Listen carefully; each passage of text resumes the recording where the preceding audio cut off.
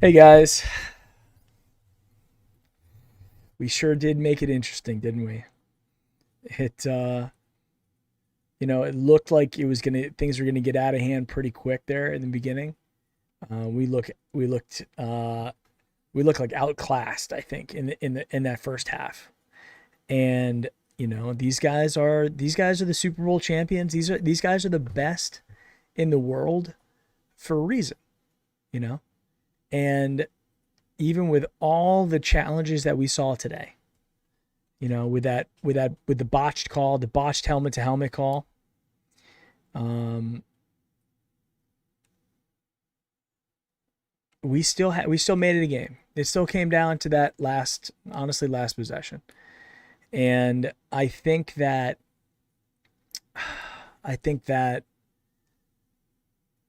the better team won today. There's no doubt about it. And you know what? I hope Pat Mahomes is okay.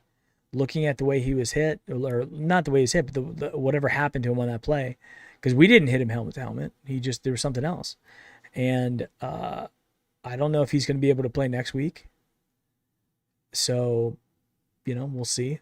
Chad Henne and this team is a different team than Pat Mahomes, but at the end of the day, I'll hand it to Chad Henne. At the end of the game, when he had to do it, you had a guy who ran for 14 yards when they could have really, if we just cover him, and that's been our Achilles heel all year, the defense not covering guys and being out of position, and and that today you saw that at the end. Cyanops, thanks for the host. You saw that at the end, and if I could say anything, I think the one thing that I would say that was, some of the positive stuff here. Oops, I'll show you there, Mike. Some of the positive stuff is we got a lot of experience and we showed that we weren't going to quit. It just, unfortunately, at the end of that game, we didn't have enough left in the tank to be able to do it. I think those early miscues in the first half was, you can't have big miscues in big games. You can't drop balls. You can't have turnovers. You can get lucky, but at the end of the day, when you're playing the best team in the world on their home turf, you have to play perfect. And we played far from perfect today. But we didn't quit. We made it a game. Could have came down to that last drive. We decided to punt. I thought that was a mistake. I was sitting there going, if we go for it and don't get it, and I get it, 4th and 9, but if we go for it and don't get it, then, worst case scenario, we hold them, they kick a field goal, and it's an 8-point game. We get the ball back, but we punted, and then we couldn't get the ball back after that. So our fatal flaw was we put the ball in the hands of our defense at the end of a game. And I understand it would have been against Chad Henne, but the defense with Myles Garrett not at 100% is not the strength of this team. So that's what it was. That's kind of my take on it. I'm incredibly proud. I just tweeted, I'm incredibly proud to be a Browns fan today. This has been the best season I've ever watched as an adult. The best season I've ever watched. So many great things. So many things to be excited about. So many great things, so many great moments they gave us this year. And there's just so many that I guess once I have a little bit more time to digest this game a little bit, I'll have more thoughts around it. I'm sure we'll talk about it on the Wednesday show. But it's okay to feel sad in days like today. It's okay to feel like that, but there's a difference between feeling sad and feeling despair. And in years in the past, we felt like we lost with despair. Today, we lost to a better team, and we had some of the breaks not go our way. But we also had other breaks go our way. Them missing extra point, field goal. I mean, we had things go our way. But at the end of the day, they had a better defense than we do. And we knew that. So what I would say is everybody, all the Browns organization, keep your chin up. We played well. We outperformed a lot of the expectations I think a lot of people had. And go get some upgrades. Go get some upgrades on defense. Go get some upgrades in the drafted free agent, and yeah, that's pretty much it. Mike, what are your thoughts? Well, I mean, first and foremost, it was a season that I mean, we knew he had promise, but we didn't exactly think. And if someone thought this, then you are a psychic, I guess, because nobody thought that we would be playing in the second round of the playoffs this year, especially in a Right. COVID year with the no OTAs, no rookie mini camp, an abbreviated uh, training camp, etc. And with that being said, with the future is bright. Mm-hmm. You know, obviously during the offseason, we'll talk about where they need to bolster the defense, etc. But you know, it's the post game show, and I'm not going to sugarcoat anything. After watching that game, obviously I'm going to go watch it again during the week. But I got to tell you, if we might have benefited from Stefanski being in the basement one more week because for me, some of the play calling and don't and please for anybody listening in the chat or don't you know don't misunderstand me. I mean, Stefanski has been great. He's called great games, but then at the same time, if you take a game like today, I just felt that the play calling was off. All throughout the game. You had the one series where you went to Chubb twice on screenplays and he drops it, and you've got a nice little drive going, and if you're not gonna run the ball and you're gonna run another screen, throw Hunt in there. Don't go for the trifecta. And then I don't want to belabor the point, but for me there were some play calling issues, and then you know you you look at the end of the game. And you and I were, I had mentioned it to you before we went on, but I mean, it was that if there was ever, the whole cliche, the student and the teacher, if we ever saw that in a game, we just saw that at the end of this game with Andy Reid and Kevin Stefanski. I mean, it was clearly, Andy is walking around town with a super duper elastic, good holding pair of underwear, if you know what I mean. And Stefanski was. I mean, look, you knew it was going to come down to the last 2 minutes of the game. I knew it was going to come down to the last 2 minutes, and probably half the chat did. And you just can't burn timeouts like that. The the that call on the sideline, I know they were blocked, but yeah, I think that was a bad challenge. And then you look Yeah. at that timeout that Baker took after after that first down, they couldn't get set, and you know, I mean, you're stuck between a rock and a hard place if you're Baker Mayfield at that point, and we don't know, and I haven't listened to the press conference, so you don't know if, you know, he was late getting the play in or, personnel was late coming in, whatever it was. Yeah. But, with that being said, I mean, the play clock's going down. Your your first thought if you're Baker Mayfield is I got to call timeout. You're not thinking about at the end of the game. But those two timeouts and then, I mean, you touched on it. The eh, we're lacking playmakers on the defense, and in some spots we're just lacking good players in spots. And I'm not going to I'm not going to say that it's time for the Joe Woods era to be over. I'd like to see what he does with some players, but I mean, come on, everybody knew they were running there at the end. I mean, how do you? I don't know. I just they played with a lot of flaws this year, especially on the defensive side, and they did a fabulous, fabulous job at hiding them for the most part. And man, you get yourself into a position here, and you know, you you essentially cost yourself a game. So, but it is what it is. It's growing pains. I'm sure Stefanski wants those 2 timeouts back, and it is what it is.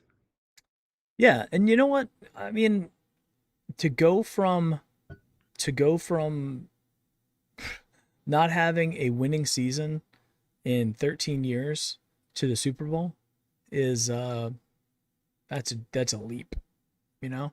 Yeah, Even the Chiefs the first year with Pat Mahomes, I mean, they didn't go to the Super Bowl. You know, they went to the AFC Championship game, almost did, but they didn't. yeah, And I mean, at the end of the day, you're right. It was we. I mean, Andy Reid is a master. He's a master of calling plays and coaching a team. yeah. And while I do have faith in Stefanski from a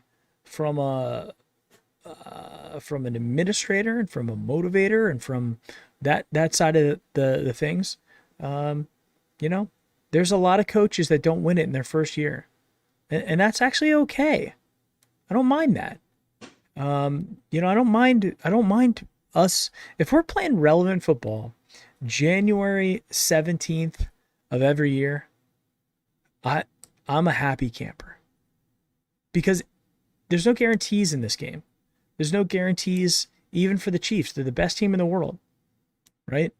And unfortunately, Pat Mahomes, the best player in the league, goes down with a head injury. Freak head injury. Wasn't even I mean, if I had any criticism of Andy Reid, it's why are you calling a play that your quarterback could get injured on? He's already hobbling back there, right? And you call a play that he could get injured on.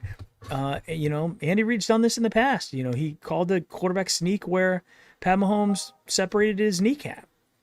And it's stuff like that like it really just surprises me that, you know, if they can get first downs with Chad Henne, you know, throwing little dump passes to Tyreek Hill and Travis Kelce, they could have done it on that other play as well. I'd be really frustrated if I'm a Chiefs fan, which I'm not, but if I was, I'd be really, really nervous going into the AFC Championship game. There's a really good chance you're not going to have Pat Mahomes. There's even a chance you won't have Pat Mahomes for the Super Bowl. He got knocked out. He got knocked out like a boxer. And for him to be able to get back to play next week is going to be a miracle. And it's probably not a good idea for the long term, you know, lifespan of Pat Mahomes as your quarterback to rush him back next week. Which, you know, if you're a Bills fan, that essentially paves the way for you. Because I don't think there's really any chance in hell that Chad Henne can take this team to the Super Bowl over that Buffalo Bills team. No. You know, that's the thing. So Buffalo, you're welcome. You know, even when he went down, when Pat Mahomes went down, my wife and I both were watching the game and just saying, "Man, that sucks. That is not how." Just like when Jedrick Wills first play of the game, Jedrick Wills goes down. And then, like clockwork, the way it's been all year, then of course Lamb went down. And but hey, kudos to 62 because he had a nice game. Yeah, you know, and that's what I keep saying. We need more depth on the offensive line. We need more depth on the offensive line. We need we need more playmakers on defense in general. I think Yeah, some of these guys had a decent year. You and know, I not to cut you off. mm-hmm. I the one worry that I have is Miles post COVID because he's a different guy, um, and we're seeing him getting banged up with different injuries here and there, and I you know that worries me. I'll be honest because nobody knows what this thing is, Mm-hmm. and the fact that we're weeks later and this poor guy is still gasping for air and clearly not anywhere near 100%. Um, a little worrisome to me, but we'll see how he is come come OTAs and stuff. But You're right. I mean, people don't know that if this could have done if COVID could have done long term damage to his lungs. Yeah. And I mean, and I know there's people out there with their, it's just like the flu or whatever. The flu, you don't get the flu in June, and you don't get the flu in July. I mean, the flu is seasonal. This is not. And they don't know, they don't know the ramifications and the long-term effects of this thing. Nobody does.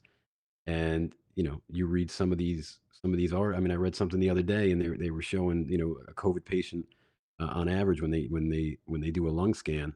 I mean, it looks like somebody that smoked for 25 years. Now, they've also seen that clears up as it goes, but then they've seen cases where it hasn't cleared up. So, I mean, you take the football aspect away. Football. I don't care about the football. I just worry about, you know, God forbid, any long-term effects for Miles Garrett, the person. So I'm just that's something to keep an eye on. I'm hoping that that just dissipates as we go, and it's nothing long term. But like you said, we don't know. So Yeah. I think there's a lot of people in chat right now that are complaining about the hit to Higgins. I think it's unacceptable that the NFL can claim that they're for the health of players, and a guy who not only not only is it helmet to helmet, but he initiated the helmet to helmet by putting his head down. correct. And for anybody out there who thinks that we had that the way that Pat Mahomes went down, I watched that play like 4 times. Like we didn't even the helmets didn't even hit. Go back if anybody's wondering. I know there's some Chiefs fans in here. Go back and watch the play again. Our helmet didn't hit him. So if you think that's dirty by some way, please explain to me how we could knock out a guy. It was your quarterback. Your quarterback didn't slide. He went in just like he scored that touchdown. He scored the touchdown, and he was going, gangbusters ahead. We didn't hit him in the head. Look, you can see his helmet did not hit the Mahomes' helmet. I don't know how you're going to call that dirty. No, I mean I Clean mean, play. yeah, I mean he got drugged to the ground. I mean, I played the game, and when you're in the heat of battle and you're tackling somebody, the last thing you're thinking about is, oh, I think my arm might be around this guy's neck or around the top of his shoulder pads. I mean, you see ball, get ball, you see guy with ball, you tackle guy with ball. And that's just how the game's played.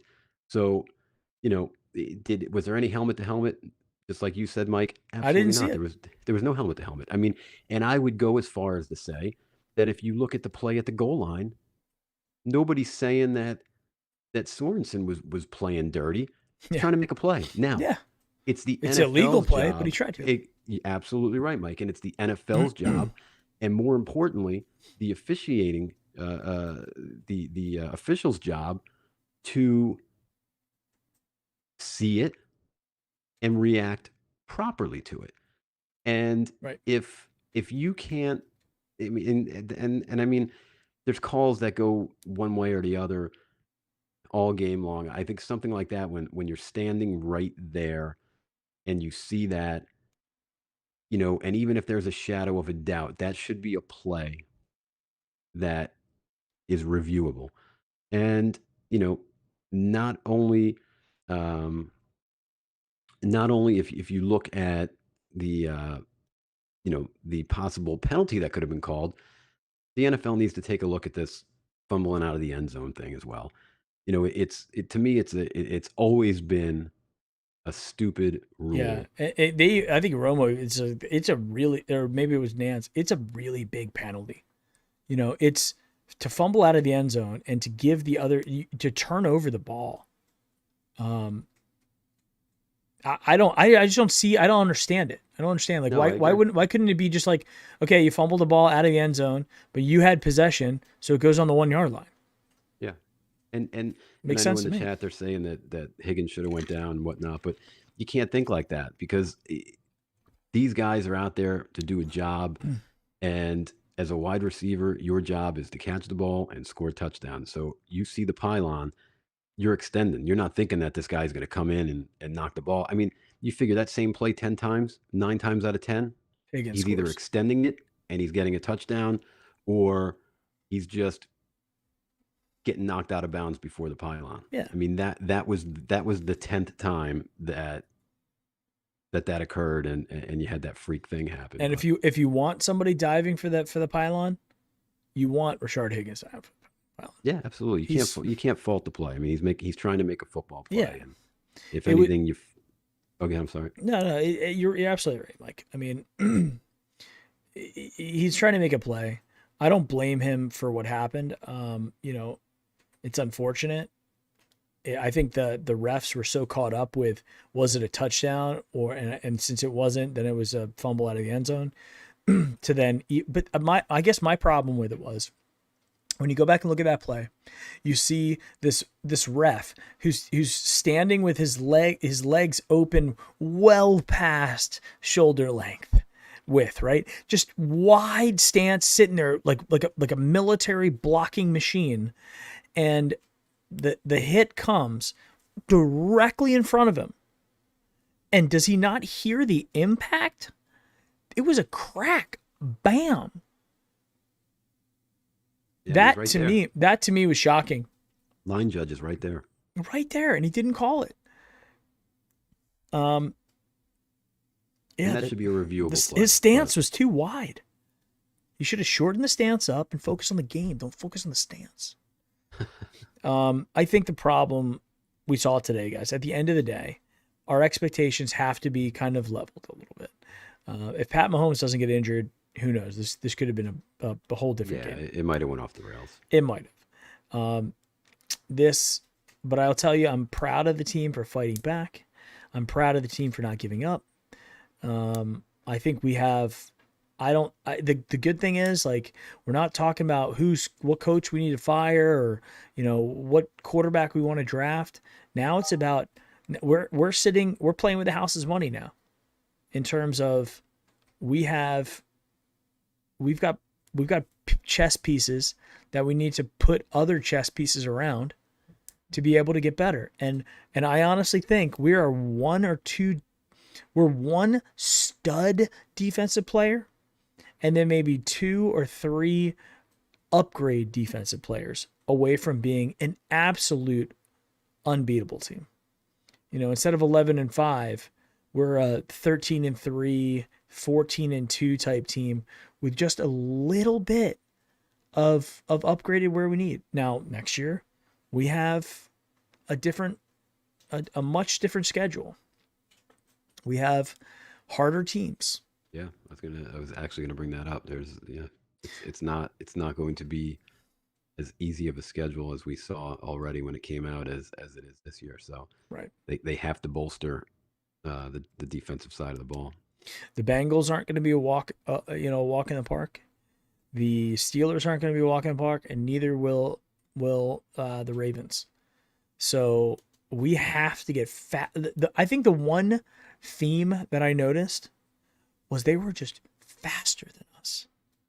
They're faster than us on offense and faster than us on defense. Now, if you have Odell Beckham in there, that neutralizes it a little bit. But from a defensive standpoint, I mean, when you have Myles Garrett running 40 yards downfield and making a tackle, that tells you something, We got to get faster. We absolutely have to. And, I mean, Tyreek Hill and Travis Kelce are as advertised. You know what's funny is in another spot that the timeouts really, really killed us is, I believe that if we had a timeout in pocket before they snapped the ball on 4th down, I believe that we go ahead and we take one right there. If that, if the scenario played itself there, because Stefanski had to have seen that, or even Joe Woods had to have seen the way they were lined up, because Hill does it all the time. He's like the third guy in the line, and they've done that play before. And I'm sure they were screaming out there for somebody to make sure that they were covering that outlet outside, but a little too late. Yeah, and there's people like Baker Mayfield lost to Chad Henne. No, he didn't. We lost to the Kansas City Chiefs. And you know what? Chad Henne didn't play bad. He threw that one giant interception. But other than that, he didn't really play all that bad. He played like a veteran. He played about as good as Chad Henne can play. Yeah, a wily veteran. Yeah, and the drive where we had the ball with 5 minutes left, um, we had the opportunity. We had the opportunity to drive down and win the game and take it out of their hands. And I don't know what would have been worse. Would it have been worse if we go down and score a touchdown with 38 seconds or 40 seconds left, and then let them come back and kick a field goal to beat us, like that one, like the Raiders game? Remember the Raiders game where Yeah. yeah, would it have been that bad? I don't know. I feel like this one is like, hey, we did our best. The glaring holes, the things that have let us down all year, namely our defense. I mean, guys, like I still think to this day we're negative points. We've given up more points than we scored, and we still won 12 games this season with negative points. That just goes to show. And who knows? Maybe it is Joe Woods. Maybe. Joe Woods he's definitely not, Buddy Ryan. But is it the talent that we have in the field? And I think like at the end of the day, the players are the one who do it. The players the ones that are have to execute. And we had poor execution, unfortunately, on both the offense and defensive side of the ball today. And especially on offense. It was so frustrating when you see drop passes that hit guys in the hands when you have to. Now, I understand that those guys also make the great catches as well, so it usually evens out. But in a game where you're playing against the best team in the world and you're an underdog, you have to play perfect. You can't make little mistakes like that because there's no forgiveness, right? You have a very small margin for error. So when you make those errors, you won't win. And that's really what we saw today. We saw the better team beat us. And that's okay. That's okay. It's not like we lost. We didn't lose to the worst team in the league. Although we did, I guess you could say the Jets there, but I think that we can all agree there was extending circumstances there. Yeah, there absolutely were. But anybody out there who's saying that Baker's not good or this team has to keep rebuilding, you guys, No, you know what I'm talking about. Yeah, he showed you why he deserves a. I mean, beyond the fifth-year option. I mean, he's the franchise guy. I mean, there's no question to it. I mean, except for that one, but except for that interception. But again, on that drive, Andy Reid is the first guy that I've ever heard in my years of watching football was the first guy in his press conferences that actually would come out with the term, I need to put players in right positions to make plays. And that would be like a standing joke in Philadelphia because, it was always the time is yours. And if something went wrong, he would always put it on himself. I need to put players in position to make plays. And if you look at that drive that Baker threw that pick, and I guarantee you Stefanski would admit it, he did not put his players in position to make plays on that drive. And luckily for us, it turned into, no points. But, at the same time, those are precious minutes, that were taken off the clock. And then, and I don't want to, belabor the point, but I mean, you had the ball with 9 minutes left, and it's like it's really bizarre to me sometimes. It's almost like a Dr. Jekyll and Mr. Hyde effect because after we came out on that first series and did nothing, and then we got the ball back, if you remember, we had a nice mix of plays, but a nice mix of running the ball. And that was the drive that between Hunt and Chubb, I mean, they were running all over the place. And then you would come back to a few drives after that, and it was like we totally abandoned the run. And it was almost like you were watching a game that, we were down 35-17 trying to catch up uh, with 8 minutes. And that wasn't the case. We were within one score, and he just he likes to abandon the run sometimes in different spots. And I'll be honest, we saw that in Minnesota sometimes too. So he just needs to figure that out. Take care, Gary. Thanks for See you, stopping by. Gary. Thanks for stopping in, my man. I think you're right, and who knows? I mean, we John Schlegel was saying it, like coaching is a lot more important than I think a lot of people, give credit to. And this is Stefanski's first year. Yeah, I mean, we Andy forget that. Reid. How long did it take Andy Reid to win a Super Bowl? Like 20 years? Let's put it this way: the little thing that I was talking about with the press conference, I heard him in his lifetime answer that question because he wasn't putting players in position to make plays more than he answered it because he was putting them in position. So it took him a very, very long time. Yeah. But I mean, you live and you learn, and that'll be the case with Stefanski. But I'm sure he'll look at the tape and want a lot of those drives back. Want those timeouts back. And I'd go out on a limb and say you're never going to see another game as him being the head coach to waste timeouts that easily Yeah. in the fourth quarter. And the challenge that we should have called the challenge earlier in the game on the pass that I want to say Yeah. Tyreek Hill. Yep. The ball hit the ground and he didn't, and we're like, where's the challenge flag? And then Yep. he tosses it, and you're right, they were blocked by that, but there's got to be somebody watching the game and saying challenge or not. They have to have a challenge guy, right? And to me, challenging that call was not the right thing to do. I mean, I saw it and I'm like, it looked like he caught it. I mean, to me, like there wasn't enough that I could say we should challenge that. That was a gamble and we lost. Yeah.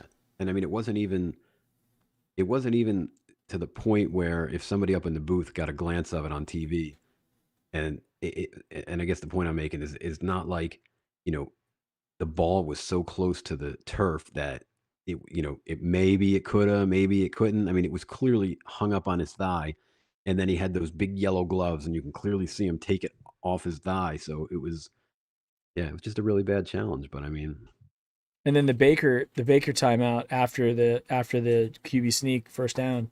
yeah, I mean, that is that's execution. yeah, Right? That was an operational failure. and I don't know. Oh, go ahead. Yeah, I don't think that was like, we didn't like what we saw on defense, right? That wasn't the right time to call timeout. Maybe Yeah. Baker got dinged up on that play, and he wasn't showing it. Yeah, The ribs. Who knows? yeah, and I don't know if maybe Stefanski mentioned it in the presser, but I'd be interested to know too whether I mean it because it looked like they got up, they huddled. I mean, I don't know. Did the play come in late? Like Yeah. I didn't see anything that I mean, it didn't seem like anybody was lined up in the wrong spot in terms of, and when I say that, I mean like it didn't look like anybody was scrambling to get on the line, get off the line. So that would be interesting to know That'd be a good why. question. Why was there a timeout there? Because And it I did. bet you they had to have asked him, I would think. Well, I mean, our media. Yeah. um, so who knows? But yeah, you can't call you can't when games are going to come down to one possession, one score, you can't give up timeouts that in inopportune times. Yep. And that was what we did. We didn't have the ability to control the clock. And even if we got the ball back with a minute 20, we got a minute 20, we got to get on and score a full touchdown. We would have had to done an Elway move, a drive. Not to say that we couldn't, but man, I mean, I got to tell you, they were blitzing us. They were blitzing at the right times, sending a lot of guys, and then there were no hot routes. It's like there was nobody who was like, "Oh, let me break this off to a hitch or like a quick out or something like that." Just turn around and put your hands up and say, "Throw me it now." When you're guy, and I don't know. I know this. If I'm in the slot and I have a defensive back covering me, or a tight end, or something, or I'm sorry, a linebacker, and they blitz, and there's nobody in front of you, don't run yourself into coverage. Just take 5 steps, 2 steps, turn around, and let Baker dump the ball to you because you have to. That's what you have to do in the pros. You have to be able to adjust on the fly. The best teams do it. And we need to improve there. The hot rats just almost didn't exist. There was one that he threw to Higgins that was great, but even that was a deep. It wasn't even a hot rat. It was deep. He read the guy blitzing. So here's another thing I would say. If you go back and listen to like some legendary coaches, Bill Parcells, Dan Reeves, those guys, talk about what it was like before they won their first Super Bowl.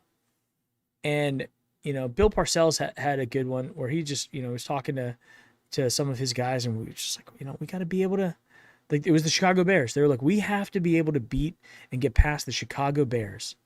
And I don't know how we're going to be able to do it. We got to figure out a way to do it. And they had their guy. They had their Myles Garrett in Lawrence Taylor, right? So you gotta build around those guys, and sometimes it takes time. The interesting thing to me was in the first half, it really looked like we were playing stiff. We were playing like we hadn't played in 22 days. Pat Mahomes comes out and he's playing backyard football.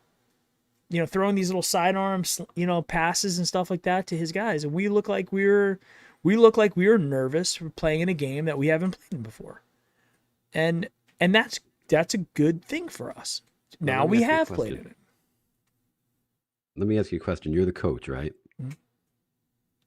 4 minutes to go. And 4th and 9.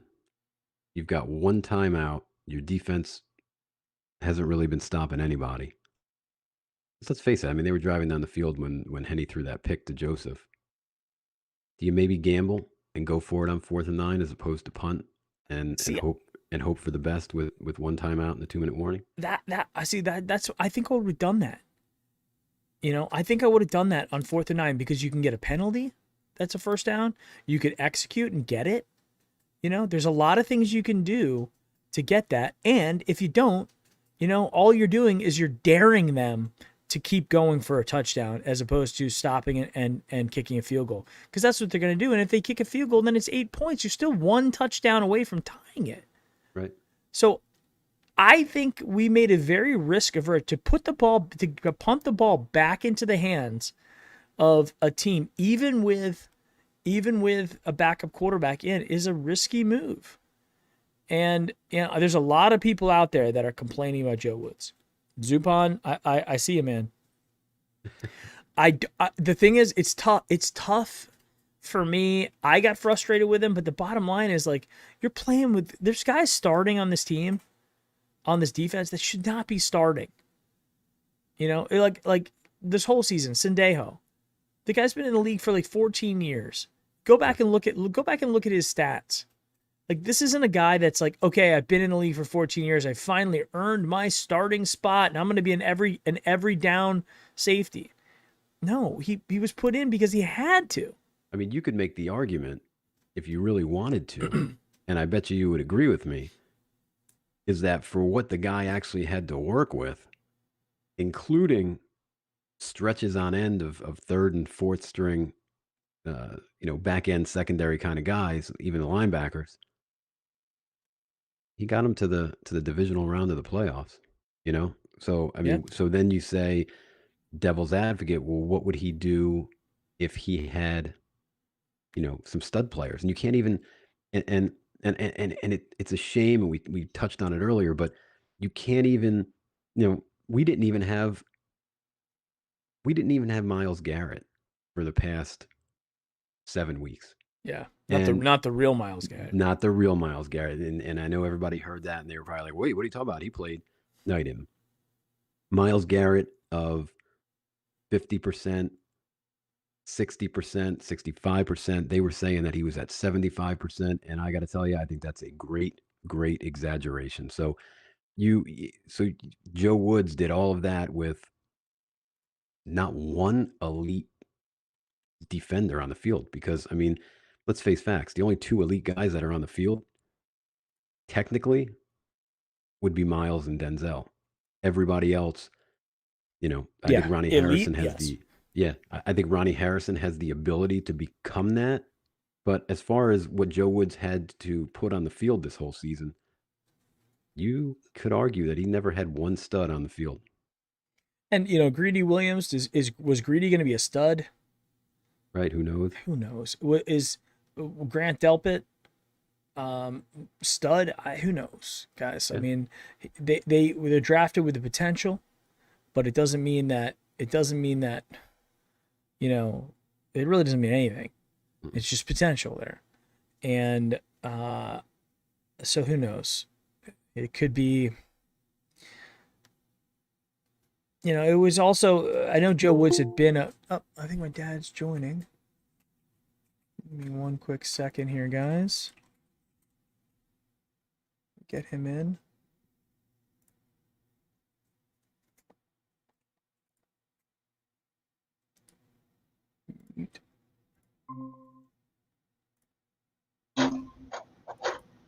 Hey there, Dag.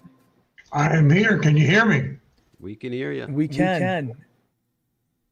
And I got to tell you, George has been waiting and waiting and waiting for you. For what? He has been waiting for you. I mean, he has been peppering the chat. Where's Dan? So thank God you're here. Well, I was on the road. I'm coming back from my best friend's house where we watched the game. A lot of ups and downs. We did not play our A game. They didn't play their A game. And as a consequence, we hung around. And when heading through that interception and we got it, Joseph, I think, got it in the end zone. I thought, this is it. There was only, 6 minutes to go in the game or less. And I thought, yeah, we'd do a drive all the way down.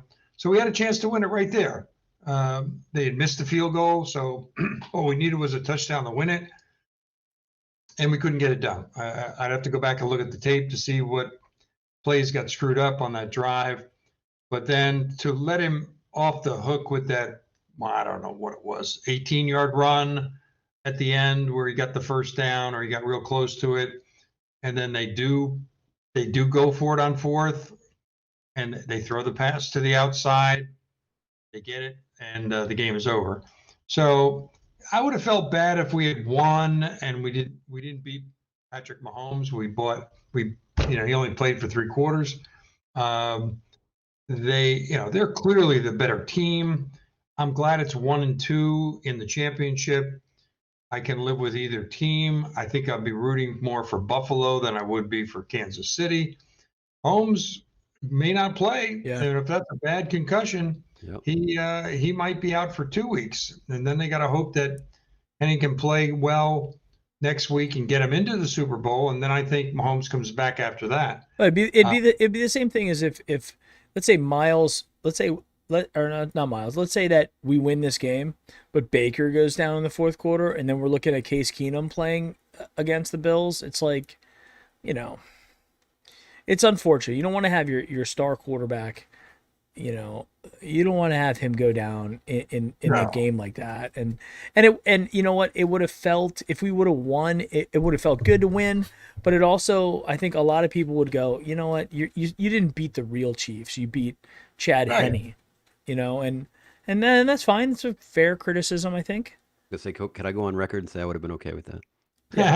Yeah, I think we all would have taken it. And even when Pat Mahomes went down, I was like, hey, we'll take it. We lost Jedrick Wills. We lost one of our players. We've been losing players all season. So, it's, we're not going to sit there and twiddle our thumbs and wait for something to happen. It's unfortunate.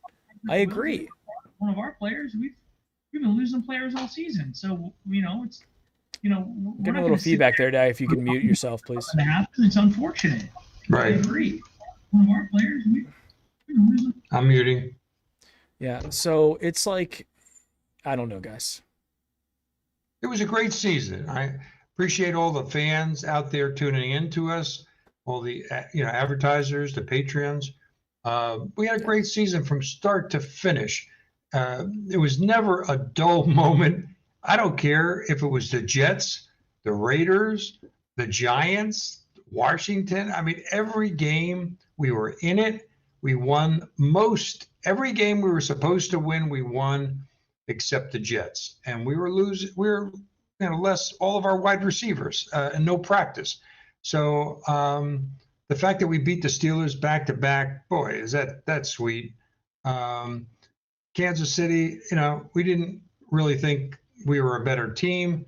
We didn't think really that we were going to beat them if it was a game against a game. I was surprised it wasn't more of a shootout, though. The defenses held. They missed some field goals. Baker had his opportunities. We lost Wills right away on the first play of the game to lose your starting left tackle. That, Baker's lucky he didn't get killed. Miles played okay. I don't know if they double team. I wasn't watching. I was so distracted by the open house that we're doing here that we had to get out for. Yeah. And all the people coming to our house. And I was watching them on the Ring doorbell, and I was watching them on the Simply Safe cameras inside. And I turned to Tony and I said, "Boy, 4 minutes left in the game, and it's looking dire." And Tony says, "Dan, it's only the third quarter." So what are you talking about? I said, I look at the screen and I said, "Oh my God, I've never been so distracted watching a Browns game than I was today." And then I finally put my phone down and watched, the rest of the game, because then I knew they're still in it. And when they scored that touchdown, when Hunt ran it in, I said, "Hey, anything can happen from this point on." And it's unfortunate. We went for it on a couple of key third and fourth downs, which I thought, hey, kick the field goal, get the points. Don't drive all the way down the field to the 10-yard line and go 4 and out and don't get any points. Yeah. But they did. And just before Hunt ran it in, when it was like, I don't know, it was third 5 from the 5 or the 7 or whatever. And I turned to Tony and I said, they're going to give it to Hunt. And he's going to run it right up the middle, and he's going to juke, and he's going to get the touchdown. And sure enough, that's exactly what he did. Yeah. And I was feeling pretty good at that point. And all the texts I was getting from all my friends, one friend, when Baker threw the interception, he wrote to me, "Oh, the fat lady is starting to sing." And then they held him. They missed the field goal, so the interception didn't cost us anything. And so I ran, I tweaked it back, and I said, the fat lady has stopped singing. And but it was fun. The whole season was fun. Fans were great. We got a lot of subscribers. We're going to make it even better next year. And obviously look forward to the draft. And that's what we got, or any other news that comes out in terms of a free agent or Odell coming back or whatever. It'll be interesting to see who they cut, who they get rid of, who they trade potentially. I think it was Wilson who knocked Holmes out, wasn't it? Yeah. Now they're saying there's people. I'm looking at Mac Wilson on Twitter. It was Travis Kelce that said it. I was, while you guys were chatting, I was scrolling through to see if I could get to the bottom of any of it. And the 2 points of interest I found were, one, after the game, Travis Kelce said that we were headhunting. And then point number 2 was Stefanski said that coaches do not extend for the goal line because of that rule. And he was disappointed, but Richard's a warrior. And that was, even Tony said to me, what a strange rule. If it goes out on the 1-yard line, we retain the ball. If it goes out through the end zone to the other side, we not only don't get the touchdown, but we don't even get possession of the ball. Why does it go to the other team?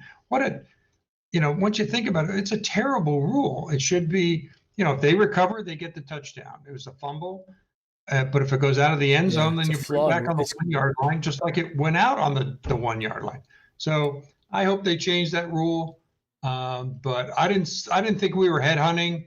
No, we didn't. If you go back and look at the play where Mahomes got injured, I don't even think the helmet's touched. No, never. No, it didn't. He grabbed him around the neck and twisted him. And so I don't know why he was as groggy as he was when he got up. But I he think clearly I did think not- I think his head hit the ground. Yeah, he went Like face first into it. yeah, like Tyrod. Remember when Tyrod got his concussion? It Yeah, was that, it that was didn't look like a big hit either. You know, right. You know- It's when your head hits the ground like that, and there's a stop. Your brain kind of like goes like this because it's in your head and it's like shaking because you just have that slam. But he didn't do it on purpose. And, No, No, and he wasn't was he sliding at the time? no, no, he was No. trying to run. He was coming around the end, and Mac just caught him from behind. And I mean, it's a bang bang play. It's not like he yeah, put him in and a now headlock and DDT'd him. Mac Wilson. I mean, look, Mac Wilson's had a tough year, and we talk about it. If you guys watch the Wednesday show, we talk about it on the Wednesday show just about every week. He's had a tough year, Right. but that was not a dirty play. And for people like threatening him, he's saying don't Yeah, try to ridiculous. insult me and keep the threats to yourself. So I don't know what the threats. Come on, get out of here, idiots. It sucks, and I would. And also the the fact that you review the Higgins fumble, I thought he hit the what you call Pylon. the goal line. Yeah, no, he missed it. He didn't get there. Yeah, and he missed it on the replay. I could clearly see he fumbled it, but he got speared with the Yeah. front of the helmet. Why is that not reviewable? You could Should hurt be. somebody, Yeah. you could kill somebody, you could maim somebody, but that's not reviewable. But the ball being fumbled out of bounds, that's reviewable. I mean, it just And the funny thing about the fumble out of bounds is, you look at their at plays that if you go out of your own end zone, et cetera, safety or whatnot, a defensive team knows, hey, I got them pinned back at the 1 yard line, the 2 yard line. If I could sack them or push them out of the back of the end zone, that's going to be a safety. But Right. you take like this stupid rule, and the only thing it does is hurt an offense. Like from a defensive side of the ball, it just happens to be like your lucky day. Like there's Right. no, you know what I mean? Like there's no with any type of football rule or scoring points, there's always like a pro and a con on each Yeah, there's side. the consequence far outweighs. Yeah, there's It none. wasn't intentional. He obviously tried, and what kills me is that if he had missed the marker and it had gone out of bounds, then we would have retained even though he fumbled it, we would have retained it. But because he fumbles it another 2 yards and it goes out of bounds in the end zone, Yeah. then that stupid rule applies. So Yeah. that was a bad break. Not stopping Chad or Henning or whatever, the quarterback with third and whatever. Didn't he play that- for Michigan like We 100 just years didn't ago? protect Yeah, the did. edges very well today. Yeah. Yeah, I mean, guys, there's a lot to be proud of this year. Sure. We had a lot of fun this season. Absolutely. And how many seasons? We had seasons where we'd win 1 game, no games, 3 games, 4 games. We got to drink out of that Victory Monday mug Right. 12 12 times this times. year. Yeah. You know what? And you know what? Tomorrow I'm drinking out of it anyway. Just because. Just because I felt like the season was a victory. Yeah, Yeah. I agree You with know, you. we might not be walking away with the Lombardi trophy, but it's at least it's not draft day is like the Browns Super Bowl. It's not that again. Like we have pieces now. We've got leaders now. We've got an opportunity to do some great things together as a team. And I hope this team stays together, and I hope this team is proud of each other and stays with each other. At least the core guys, because I think there's going to be some changes next year. I think there is. But I think the other thing, this Chet Grundy has signed Jadeveon Clowney. I mean, you guys think about this. We may now be a destination team. We may now be one of those teams that like somebody's kind of got a couple years left, or maybe there is somebody there. Who knows? Yeah. But you know what? I think they played well enough this year, and they proved that they're an up and coming team that they can do better than aging always oft hurt Clowney. Oh, I yeah. think they could really make a lot of noise in the off season, and Clowney you know, 5 years ago. sure, Yeah, but I mean, even if you look at his production for the last 5 years, like it's not. I don't think Clowney ever really realized his potential in the NFL. I would agree with that. Whereas, Another disappointment for the Houston Texans. yeah, JJ. I mean, he outperformed his potential, I think. But Yeah. but Clowney, I'm not interested. I mean, there's talent out there, guys. There's talent to be had. We'll find the right guys. We'll go out and get the right guys. I mean, we brought in like Austin Hooper, who had a fine season. Yeah, Um, absolutely. we found some good players, and I think that there are some guys out there who played on our team that have not hit their ceiling yet. I think that there are some guys that aren't going to be on our team next year because we're going to try to upgrade some of those positions, and we'll see what happens. But How many balls did Chubb drop coming out of the 3. the swing passes? At least three that Yep. I can recall. Oh, there were 3. I counted them. well, and that So I think it's so because Chubb has been relatively shorthanded all I mean, you season. can't blame them. yeah, true. So it was just a bad game for us all the way around. There were certain moments that were really good. So you know, there's- Chubb got was getting frustrated that I think the last time he had the ball when a guy tackled him and then he wouldn't like let him up and Chubb got up and was yelling and Yeah, put and one of the few times I've seen emotion of him right. doing a Landry or a Kareem Hunt type of thing against another player. He usually just tosses the ball. He didn't care if he got smacked or whatever. So something upset him. I think he was a little bit frustrated because he had dropped Yeah. some key plays, second down, third down. It was in the open. Baker had an okay game, but he wasn't his sharp self. The interception, I think they only replayed it a couple of, one time. So, he tried to force it in there. The guy stepped in front of it, and so be it. I hated to see the turnover, but we got away with it. I mean, Yeah, it we didn't did. hurt us. Missed the field goal, and we were still in it with a whole quarter to go. And like I said, we didn't have our A game. We had I think it was like a C+ game. I would give us on that. Defense played pretty good to stifle them, so maybe I give them a little bit higher mark. But there were a couple of plays where Kelsey was wide open. Yeah. Guys, I don't know if they were playing zone and they let him cross and they had him for a second and then they let him go because it wasn't their zone, and he was wide open. Well, you look at it, and it wasn't that he was wide open because we weren't covering him. He was covered.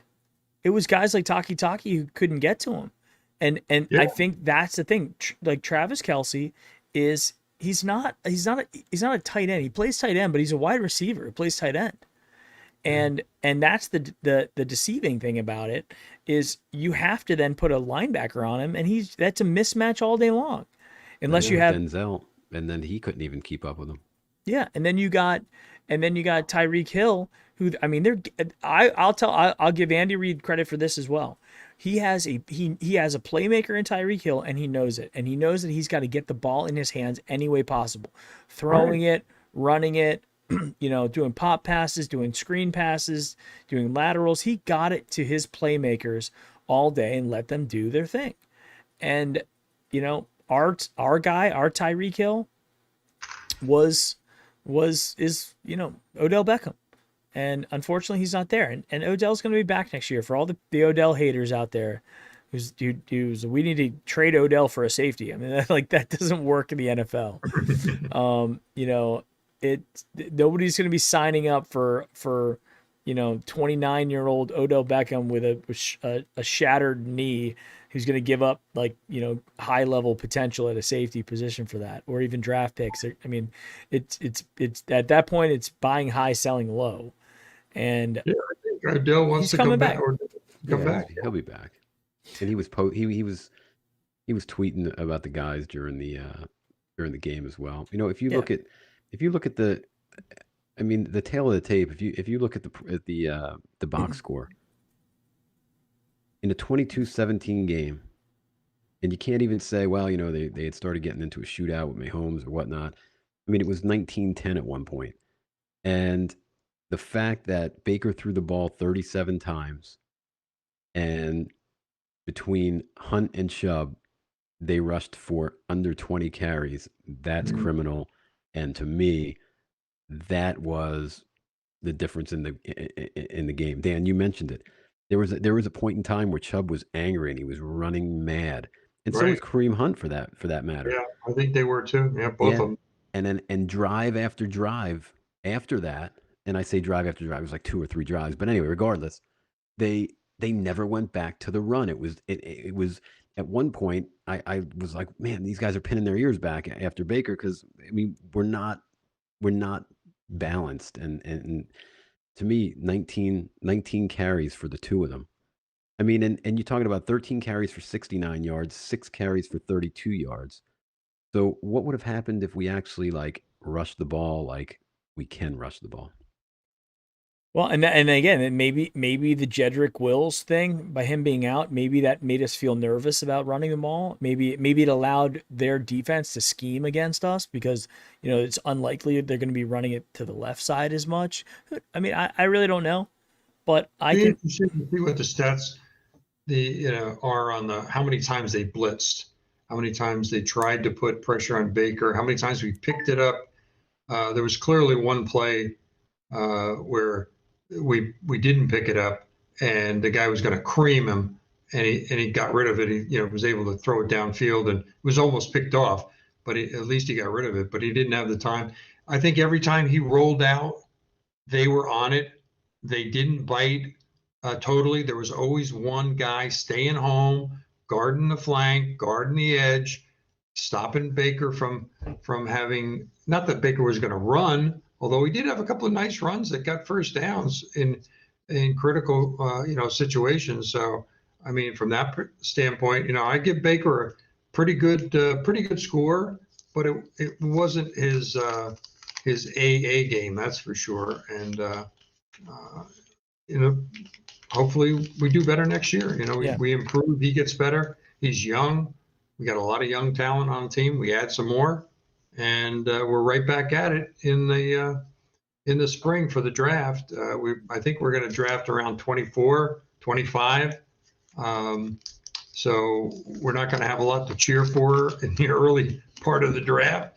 And there's always good players at that level, especially if you're looking for defense, you're looking for a linebacker, you're looking for a safety, you're looking for a corner. We got plenty of offensive power.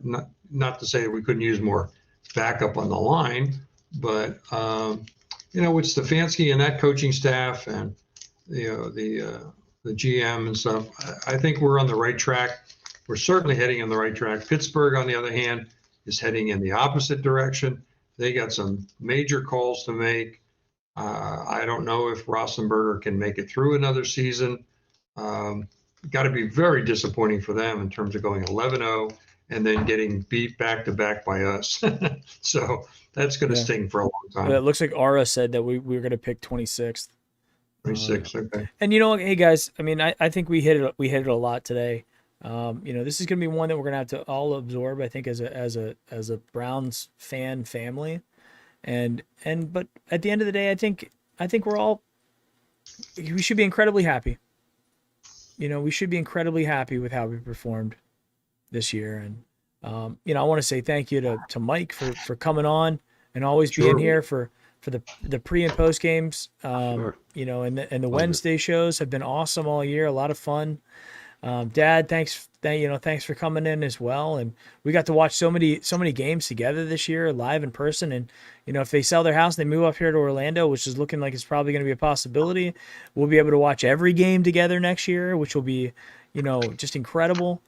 And the other thing too is if we win either the Powerball or the Moneyball, you're each getting several $1 million, in terms of celebration. We'll have enough to give away to the world, because I think one is over $700 million and the other one's over When 600. when is it? When's the drawing?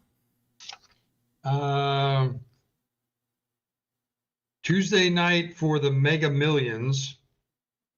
Okay. And I got 5 tickets. And then the Powerball is Wednesday, January 20th. And I got 5 tickets on that one too. So we can be like Uncle Marty and win the lottery. It's that, talk about life-changing events. Holy mackerel. Hey guys, if we win the lottery, we'll all be doing Brownie Postgame full time. Yeah, right.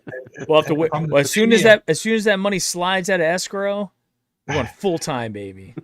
Yeah, we're up in the suite and at the game and doing it live right from there, taking a jet to the game and then taking a jet back to Florida, wherever we have our multiple homes and whatnot. Can you imagine winning $700 million after taxes? It's got to be 500 million. I mean, it's there should be a cap on it that no one person should win that kind of money. I mean, I think Jimmy, you could be a minority owner in the Browns. He'll take your money. Absolutely, yeah. Yeah. Give me a 10%er. You take it. All right, guys, let's get out of here. Thank you guys very much for being with us all season long. Right. I'm going to be back tomorrow for Empty Backfield, where I'm just going to sit here and talk to chat. So if you guys want to chat live with me, very similar, where I'm actually going to read all your chats and we'll be able to go back and forth. We try to do as many as we can here, but it gets kind of tough when we get all our own kind of roles to interrupt conversation. We are reading them. That's why I have it up on the screen. And Mike and I will be back for the Wednesday show, and my dad may join us for a little bit on the Wednesday show as well. So Right. we still got some stuff left, and then you know what? We got the off season, we got the draft, we got the preseason. The Brownie Post game's not over. We had 4,000 subscribers this year, and we just started this channel last year. That's it. So we're growing just like the Browns are growing, and we're gonna hope to continue to go and scale and bring you more great content, more hype videos, more live content. Stick with us here, both here and on Twitch. We love you guys, and we'll be back. I'll be back tomorrow, and we'll talk soon. Go Browns. Go All Browns. right, go Brownies, go Mike, go Mike. Bye-bye.